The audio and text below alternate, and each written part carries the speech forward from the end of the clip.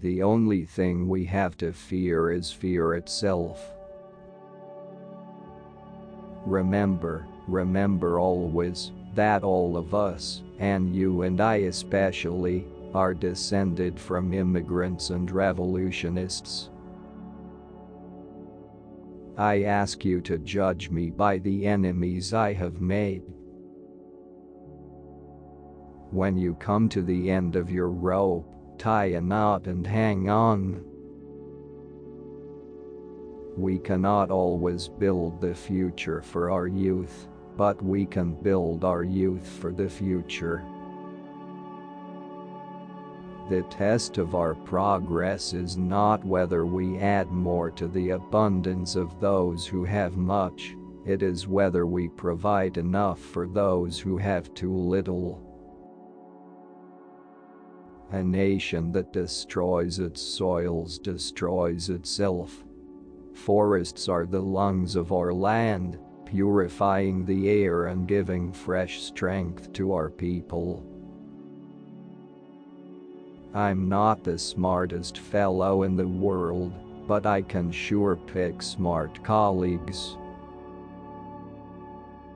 The liberty of a democracy is not safe if the people tolerated the growth of private power to a point where it becomes stronger than the democratic state itself.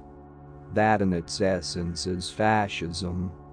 Ownership of government by an individual, by a group, or any controlling private power. Courage is not the absence of fear, but rather the assessment that something else is more important than fear. Democracy cannot succeed unless those who express their choice are prepared to choose wisely. The real safeguard of democracy, therefore, is education. Books cannot be killed by fire. People die, but books never die. No man and no force can abolish memory. In this war, we know, books are weapons. And it is a part of your dedication always to make them weapons for man's freedom. The only limit to our realization of tomorrow will be our doubts of today. Let us move forward with strong and active faith. Happiness is not in the mere possession of money, it lies in the joy of achievement, in the thrill of creative effort. If you treat people right, they will treat you right 90% of the time. There are many ways of going forward, but only one way of standing still. A smooth sea never made a skilled sailor. Presidents are selected, not elected. It is common sense to take a method and try it. If it fails, admit it frankly and try another.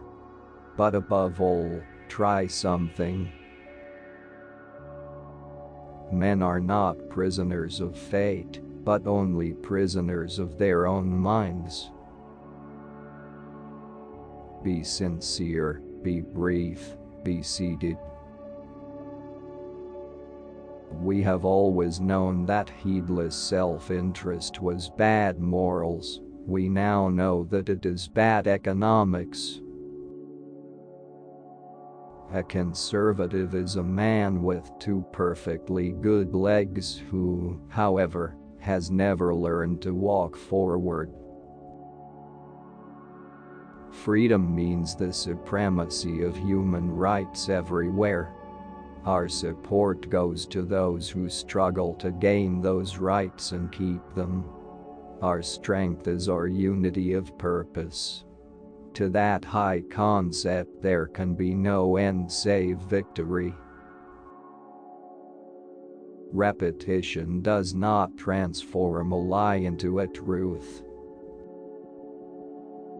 In these days of difficulty, we Americans everywhere must and shall choose the path of social justice, the path of faith, the path of hope, and the path of love toward our fellow man.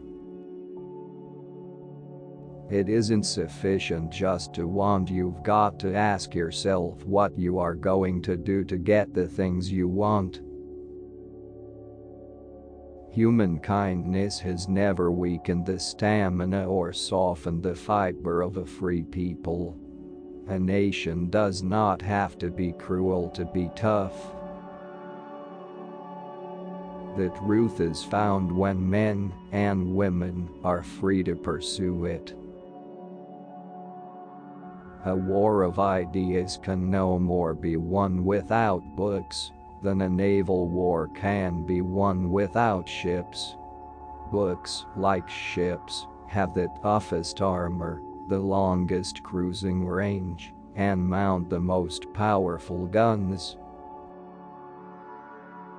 Better the occasional faults of a government that lives in a spirit of charity than the consistent omissions of a government frozen in the ice of its own indifference.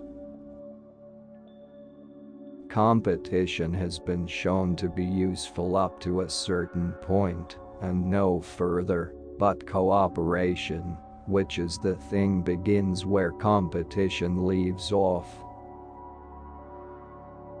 True individual freedom cannot exist without economic security and independence.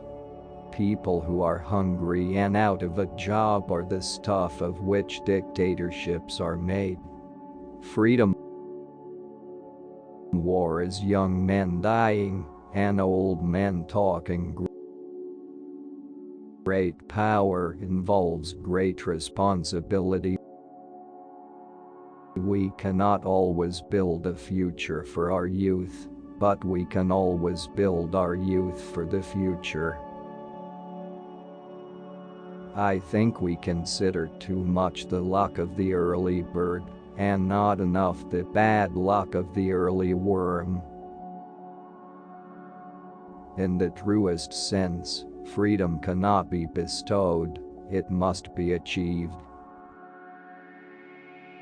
You are only an extra in everyone else's play.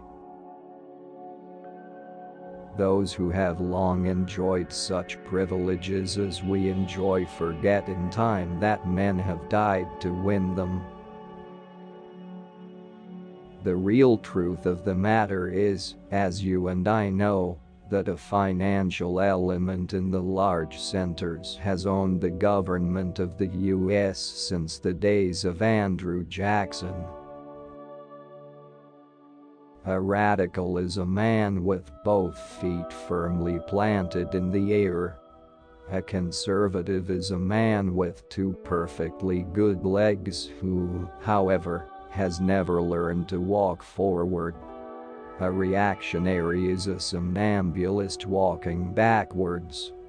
A liberal is a man who uses his legs and his hands at the behest, at the command of his head. Organized money hates me and I welcome their hatred. Taxes, after all, are dues that we pay for the privileges of membership in an organized society.